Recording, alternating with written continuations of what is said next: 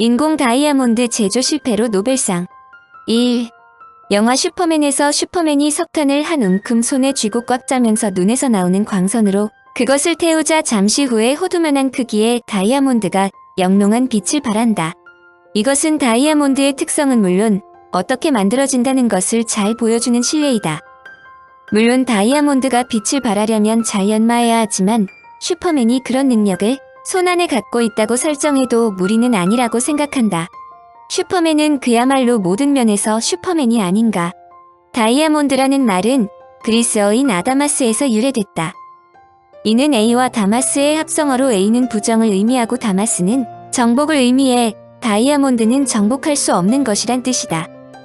보석의 정수로 불리는 다이아몬드, 아름다운 광채를 발하는 이 보석은 아주 희귀하고 단단하기 때문에 값이 비싸다. 둘째로 단단한 광물인 커런덤보다 90배나 더 단단하다. 동양에서 다이아몬드를 금강석이라 불렀던 것도 이런 성질을 반영한 것이다. 다이아몬드의 가치는 색깔과 투명도, 크기와 보석을 다듬는 방법에 따라 달라진다. 다이아몬드 보석의 색은 어떤 물질이 섞여 있느냐에 따라 달라지는데 질소가 많이 포함될수록 노란색을 띠고 붕소가 많이 포함될수록 파란색을 띈다. 당연한 이야기이지만 불순물이 적을수록 투명한 색을 띠고 광채도 더 밝다. 다이아몬드는 기원전 7에서 8세기 무렵 인도의 드라비다족이 보석으로 사용하기 시작했다고 알려진다. 로마 시대 왕족과 귀족들도 인도에서 채굴된 다이아몬드를 수입하여 사용했는데 다이아몬드가 최고의 보석으로 여겨지게 된 건 17세기 말 베네치아의 페루치가 다이아몬드를 정교하게 다듬는 브릴리언트 컷을 발명한 이유다. 브릴리언트 컷은 다이아몬드 원석을 58면체로 깎는 기술로 원석을 다듬을 때 낭비되는 보석의 양을 최소한으로 줄인다. 동시에 58면체 다이아몬드는 자른 면마다 빛의 굴절이 다르게 일어나 표면에 빛이 닿으면 무지개 빛깔의 광채를 낸다. 다이아몬드로 다이아몬드를 가공하는 방법을 개발하여 사랑을 구했다는 이야기는 동화책에도 나온다. 다이아몬드는 매우 값이 비싸기 때문에 수많은 전설을 갖고 있다. 영국 국왕의 왕관에 박혀있거나 터키 황제나 무굴 황제가 소유했던 다이아몬드는 수많은 영화나 소설의 소재가 되었다. 가장 유명한 것이 소장한 사람마다 불행을 겪는다는 호프 다이아몬드이다. 이 다이아몬드는 1668년 루이 14세가 장 바프티스트 타바니에라는 프랑스 상인으로부터 구입한 것으로 알려지기는 인도의 말달레이 인근의 라마시트라 사원에 있는 거대한 조상의 눈에서 훔친 것이라고 한다. 장 바프티스트 타바니에는 그 후 파선하여 인도로 떠났으나 도중에 죽었다. 루이 14세는 다이아몬드를 하트형으로 잘라내어 그의 애인인 마담 드 몽테스팡에 주었다. 그녀는 흑마술에도 관계되어 왕의 총애를 잃었고 흑마술에 관련된 사람들은 화형에 처해졌다. 당시에는 프랑스의 푸른 다이아몬드로 불렸는데 루이 16세는 이것을 마리 앙투아네트에게 주었다. 내용은 다소 변질되었지만 다이아몬드 목걸이에 얽힌 추문은 프랑스인들의 신망을 잃게 하여 그녀가 목숨을 잃게 되는 프랑스 혁명의 간접적인 원인이 되었다. 앙투아네트가 그 다이아몬드를 람바르 공주에게 빌려준 적이 있는데 그녀는 폭도에 의해 살해되었다. 프랑스의 푸른 다이아몬드는 그 후 영국 런던에 다시 모습을 나타냈는데 원래의 112.5캐럿에서 44.5캐럿으로 크게 축소되어 있었다. 그것을 1830년 런던의 은행가 헨리 토머스 호프가 구입했고 그때부터 호프 다이아몬드로 불린다. 학자들의 조사에 따르면 호프는 이 다이아몬드로 인해 어떤 피해도 입지 않았다. 그의 가족 중 어느 한 사람도 그 다이아몬드가 프랜시스 호프 공과 결혼한 가수 메이 요에의 손에 넘어갈 때까지 아무런 피해를 입지 않았다. 두 사람의 부부관계는 원활치 못했는데 요에는 다이아몬드의 소유자에게 불행이 있을 것이라고 예언하면서 죽었다. 프랜시스 호프 공은 심한 재정적 궁핍으로 1900년대 초에 프랑스 브로커 자크롤로에게 팔았다. 그 브로커는 러시아의 카니토프시 왕자에게 그것을 판 후 정신착란을 일으켜 자살했다. 왕자는 호프 다이아몬드를 프랑스 파리에 있는 폴리 베르제르 극장의 전속 여배우에게 빌려주고 그녀가 그것을 몸에 걸친 첫날 밤에 관람석에서 그녀를 쏘았다. 그는 혁명 당원들에 의해 칼에 찔려 죽음을 당했다.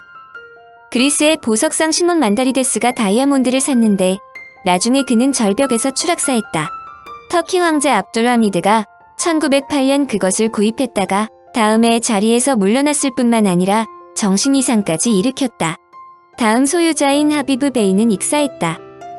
다음에 호프 다이아몬드는 프상스 보석상 피에르 카르티에를 거쳐 미국으로 건너가 워싱턴 포스트지의 소유주인 에드워드 빌 맥클린의 손에 들어갔다. 그가 그것을 산 직후 그의 어머니가 죽었고 두 하인도 뒤를 따랐다. 10살인 아들 빈스는 경호원에 의해 항상 보호되었는데 어느 날 경호원의 눈을 피해 집 밖으로 나갔다가 차에 치여 죽었다. 맥클린은 부인 에발린과 이혼한 후 유전에 관련된 스캔들에 연루되어 알코올 중독자의 정신 이상까지 겹쳐 죽었다.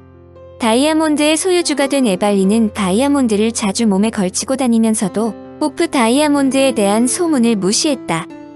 그러나 그녀의 딸이 1946년 자살했다. 1947년 에발린이 죽자 다이아몬드는 뉴욕 보석상 해리 윈스톤이 구입했고 다이아몬드에 얽힌 전설을 잘 알고 있는 그는 스미스소니언 연구소에 기증했다. 그는 다이아몬드를 일반 소포 우편으로 발송했는데 그 소포는 지금 다이아몬드와 함께 전시되었다. 1965년 요하네스버그의 디비어스 연구소에서 자외선으로 호프 다이아몬드를 시험했는데 그것은 몇 분 동안 계속 시뻘겋게 단 석탄 모양의 빛을 냈다. 다이아몬드로서는 희귀한 현상으로 알려진다. 호프 다이아몬드와 같은 특이한 역사를 비롯하여 다이아몬드가 남다른 찬사와 악평을 받는 것은 다이아몬드가 전쟁의 친구라는 말도 있기 때문이다. 현재 전 세계에서 유통되고 있는 다이아몬드 원석 중 10에서 15%가 아프리카 분쟁 지역인 앙골라, 콩고, 시에라리온 등에서 산출되며 내전이 격화될수록 다이아몬드 생산량은 증가한다. 이러한 아이러니는 다이아몬드의 상품성을 단적으로 보여준다. 앙골라의 사빈비는 1992년 총선에서 패배했는데도 이를 인정하지 않고 반란을 일으켰다. 게다가 그들의 뒤를 지원하던 미국 중앙정보국의 지원이 끊겼는데도 최대의 다이아몬드 산출지인 쿠앙고 계곡을 점령하면서 오히려 자금 사정이 호전되었다. 반군의 본부에는 전 세계로부터 다이아몬드 상인들이 몰려들었고 러시아에서는 하루에도 수십 번씩 최신 무기를 공수했다. 콩고도 내전 때 자신을 도와준 짐바브웨의 은부지마이에 다이아몬드 채굴권을 넘겨주었는데 이 덕에 변변한 수출품이 하나 없던 짐바브웨는 이약 다이아몬드 수출 대국으로 떠오르자 이 채굴권을 빼앗으려는 외인 군단끼리 전투가 끊이지를 않는다. 시에라리온의 내전도 다이아몬드가 끼어든 것이다. 이것은 역으로 말한다면 다이아몬드가 전쟁을 일으켜서라도 확보할 만한 값어치가 있다는 뜻이다. 사랑을 위해 다이아몬드 연마법 발견. 18세기 초 브라질에서 다이아몬드 광상이 발견되기까지는 인도가 유일한 다이아몬드 산출국이었다. 인도 신화에서는 보석 자체의 고유한 우주적 능력과 심오한 종교적 의미를 부여하고 있다. 그래서 점성가들은 손님에게 운명을 바꿔줄 보석에 대해 조언을 해준다. 일반적으로 다이아몬드는 사랑과 출산, 영생에도 강력한 효험이 있다고 알려진다. 그러므로 인도의 신상에는 다이아몬드로 장식하는 경우가 많다. 잘 알려진 마드라스 북서쪽에 있는 티루파티 산지의 힌두 사원 안에는 다이아몬드로 장식된 신상이 있다. 검은 화강암으로 깎아 만든 높이 2.75m의 고대 신상은 발라지라는 신을 섬긴다. 발라지 신은 다이아몬드들이 번쩍이는 거대한 왕관을 쓰고 있는데 왕관의 무게는 25kg이고 약 28,000개의 다이아몬드가 박혀있다. 양손에는 더 많은 다이아몬드들이 박혀있고 귀에도 커다란 다이아몬드 귀고리가 달려있다고 내셔널 지오그래픽의 앤드류 코버는 적었다. 다이아몬드는 인도에서만 생산되는 것으로 알려졌기 때문에 당시 유럽에 수입되는 다이아몬드는 극소량이었다. 이 때문에 법률로 왕족이나 상류 귀족만이 다이아몬드를 소유할 수 있도록 규제하기도 했다. 그러나 1866년 남아프리카 공화국에서 대규모의 다이아몬드 광상이 발견되고 근대적 채굴법이 개발되면서 다이아몬드는 대중화되기 시작했다. 특히 1888년 사업가인 세실 로드가 다이아몬드 사업에 뛰어드는데 이 회사가 현재 전 세계 다이아몬드 시장 수요의 85에서 90%를 독점 공급하고 있는 드비어사이다. 드비어사는 1888년 이후 지금까지 전 세계 다이아몬드의 공급을 독점해오고 있는 셈이다. 드비어사가 전 세계의 다이아몬드를 독점 공급하고 있으므로 이들의 횡포는 만만치 않다. 우선 런던에 있는 드비어사의 자회사인 CSO가 전 세계에서 사들인 다이아몬드를 크기, 색상, 모양, 순도 등에 따라 여러 가지 등급으로 분류하여 5주에 한 번씩 전 세계 125개의 중간업자들에게 공급한다. 중간업자들은 이렇게 공급받은 다이아몬드를 자사의 공장에서 가공한 후 도소매 고객들에게 재공급하는데 드비어사가 이들 중간업자들에게 공급하는 다이아몬드의 양과 가격은 정확히 정해져 있으므로 흥정의 여지가 없다는 점이다. 즉, 드비어사가 다이아몬드의 유통량과 가격을 결정하는 것이다. 참고로 한국은 전 세계 다이아몬드 소비국 중에서 톱10에 들어가는 나라이다. 한국의 다이아몬드 시장 규모는 아시아 시장의 21%를 차지하는데 이는 중국 다음으로 큰 시장이다.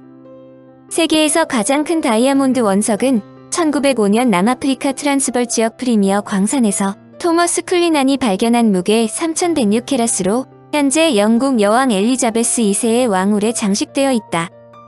이 다이아몬드는 처음 다이아몬드를 발견한 토머스 쿨리난의 이름을 따 쿨리난이라 불리는데 당시 토머스 쿨리난은 프리미어 광산의 사주였다.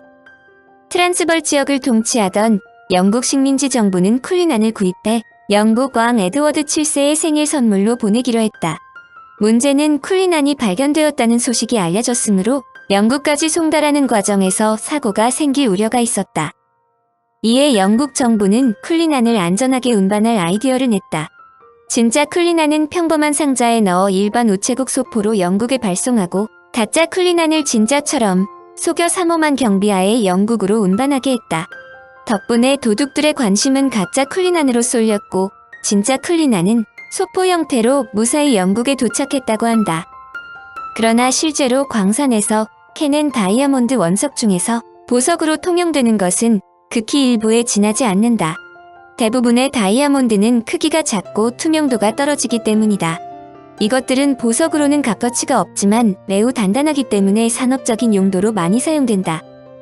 자동차나 트럭, 기차, 비행기 등을 비롯한 기계류의 단단한 금속 부품들을 절단하거나 다듬는 데 사용되고 있으며 드릴에 코팅하여 굴착기에 사용되기도 하며 전축의 바늘로도 이용된다. 가장 많이 알려진 이야기 중에 하나는 다이아몬드로 다이아몬드를 자른다는 것이다.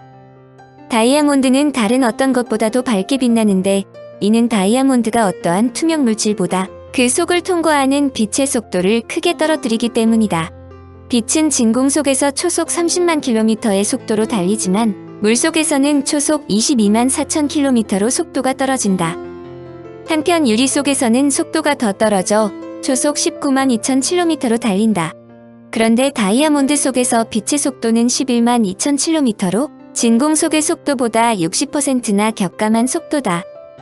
이렇게 다양한 용도를 가진 다이아몬드는 채굴의 어려움과 산지의 제한성, 드비어사의 횡포 때문에 가격이 비싸므로 이를 인공으로 만들어보자는 아이디어가 나오는 것은 당연한 일이다.